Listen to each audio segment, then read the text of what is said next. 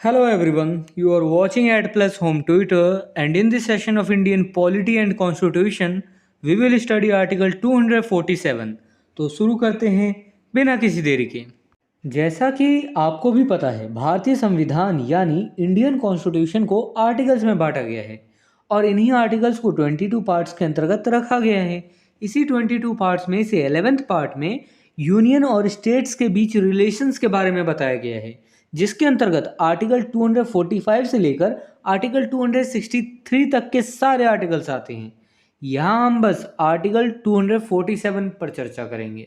Article 247 part 11th के chapter first के अंतर्गत आता है। चैप्टर फर्स्ट में लेजिस्लेटिव रिलेशंस के बारे में बताया गया है। यहाँ मैं पहले कंटेंट को इंग्लिश में रीड करूँगा, फिर उसकी मीनिंग आपको हिंदी में समझाऊंगा ताकि आपको कंसेप्ट ज़्यादा से ज़्यादा समझ आ सके। Article 247 talk about power of Parliament to provide for the establishment of certain additional courts. Article 247 में कुछ एडिशनल कोर्ट्स के एस्टेब्लिशमेंट यानी स्थापना के लिए उपबंध करने की पार्लियामेंट के पावर के बारे में चर्चा की गई है।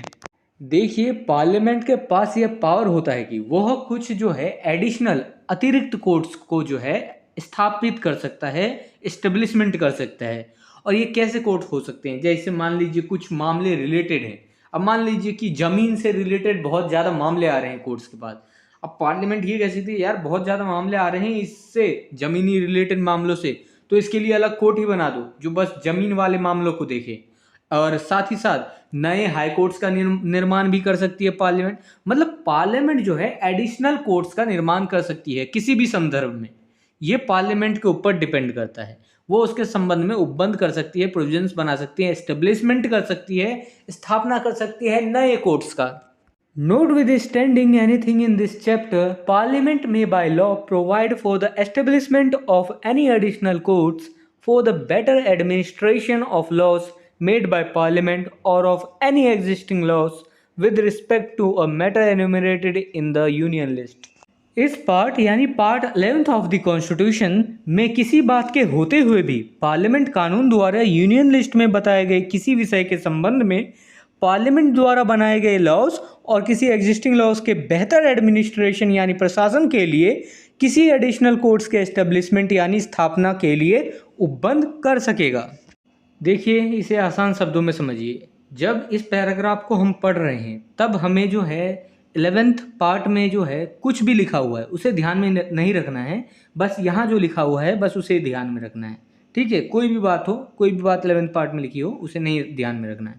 तो यहाँ पर लिखा गया है कि पार्लियामेंट जो है कानून द्वारा जो है यूनियन लिस्ट में जो बताए गए विषय हैं उनके संबंध में पार्लियामेंट द्वारा जो बनाए गए लॉस हैं, पार्लियामेंट द्वारा जो एग्जिस्टिंग लॉस हैं पहले से ही, उनके बेहतर एडमिनिस्ट्रेशन के लिए जो है पार्लियामेंट जो है एडिशनल कोर्ट्स का एस्टेब्लिशमेंट यानी स्थापना कर सकता है, स्थापना के लिए उपबंध बना सकता है। क्योंकि होता क्या है कि बहुत ज़्यादा लॉस हो जाते हैं, बहुत ज़्यादा कानून एग्जिस्टिंग लॉस हो जाते हैं, बहुत ज़्यादा मामले आने लगते हैं, तो एक बेहतर प्रशासन, एक बेहतर एडमिनिस्ट्रेशन की ज़रूरत होती है। तो उसके संबंध में पार्लियामेंट जो है एडिशनल कोर्ट्स की स्थापना कर सकता है।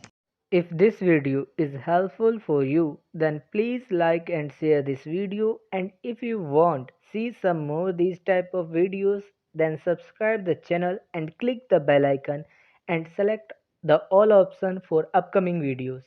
And I hope you have a great experience by watching the Ad Plus Home Tutor.